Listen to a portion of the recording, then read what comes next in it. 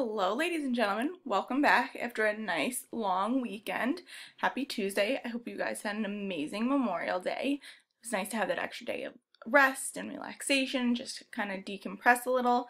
And now it is time to get back into social studies. So let's get started with our Today in History.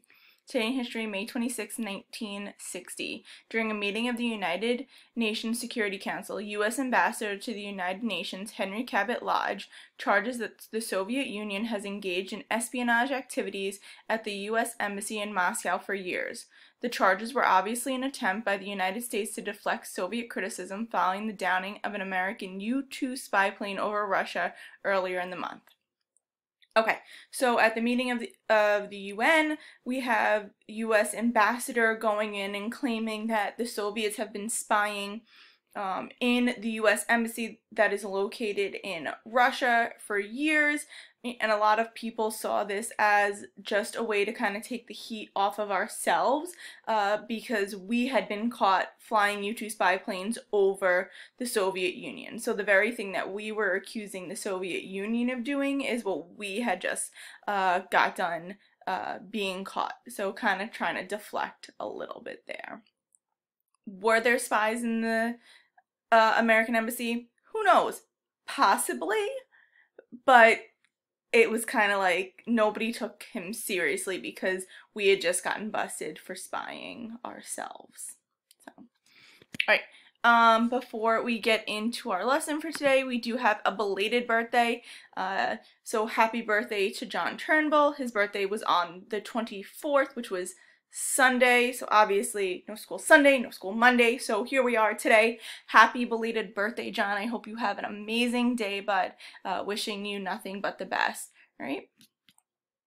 Okay, so on Friday, you guys had this lesson about JFK and Khrushchev, where essentially I asked you to go through and read about them each at different stages in their life, right? Their early life, so really what was their life like for them growing up, and what did they experience, right? Kind of what are the things that shaped them into the people that they became. Next, you had their early career, so rising through the ranks within their government or their military, right? That climb to power, and then finally what they were like as leaders in their respective countries. And then you had to answer specific questions about each one of those men based on the reading from that stage in their life, right?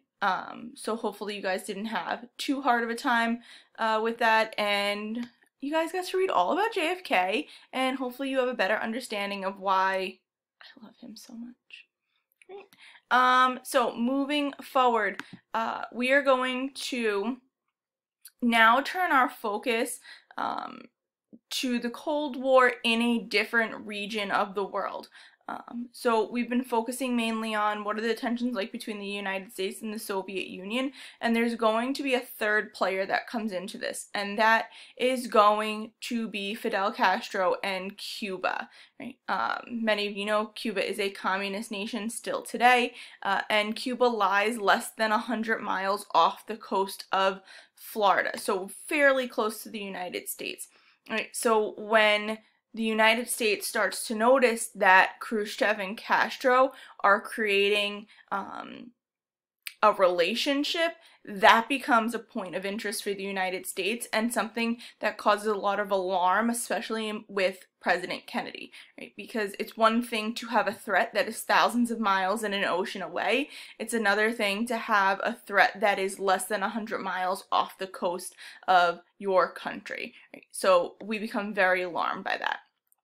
So here you're going to read a little bit about background information about what is happening that leads to the rise of Fidel Castro, because he's not always, obviously, the leader of Cuba. Right? He does have to overthrow the government in order to come to power, right? And then you're going to watch this little video link. It's like a little cartoon video about Castro and kind of the mindset of his party and him. It's like a little humorous to it at points, but I enjoy it a lot. So you're going to watch that, and then based on the information here and what you watch in the video, you're going to answer these two questions, all right? And then you're going to move down here, and you're going to have another activity. It's broken up into 3 different activities. So here you're going to read a little bit about what's going on in terms of Kennedy's point of view, right? How we see things changing within Cuba and some decisions that are going to have to be made, right? So it says, question, which plan, and there's 3 plans by McNamara, Eisenhower, and Bowles, should JFK use? Be sure to justify why he should pick this plan in your answer, right? So you're using evidence from whichever quote you choose to support, right? JFK should choose Eisenhower's plan because, and support it with evidence. I'm not saying Eisenhower's plan is the best one. I'm just saying I just picked anyone. All right, so you have the 3 men here, each giving JFK advice, and he's listening and he's thinking, what should I do? So you have to help him, help JFK. All right, and then you're gonna read about the Bay of Pigs invasion and answer questions based on that. So you have 2 questions there. Okay, pretty straightforward, tiny little readings. Just make sure that you read through what each one of these men is proposing carefully, right? It's important that you guys understand exactly what they're telling JFK that we should do in order for you to make an informed decision, right? And you're looking at what is the best plan of action for the United States to take, knowing what the threats are, knowing what Castro is like, and knowing what you know now about Khrushchev as a leader. Okay, you have to take all of those things into account when you're considering which plan is the best, right? There really is no right or wrong answer here. You just have to justify whichever answer you happen to choose, okay?